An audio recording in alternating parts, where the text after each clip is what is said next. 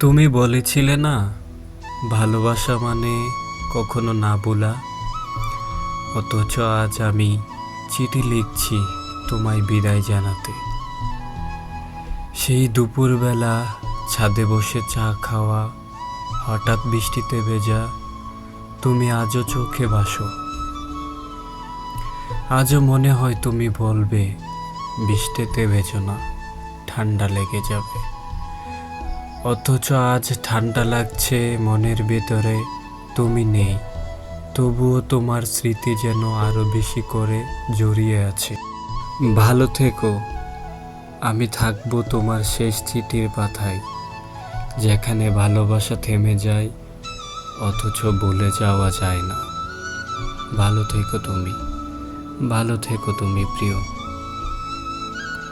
গল্পটি ভালো লাগলে চ্যানেলটি সাবস্ক্রাইব করবেন আর লাইক কমেন্ট শেয়ার করবেন। ধন্যবাদ।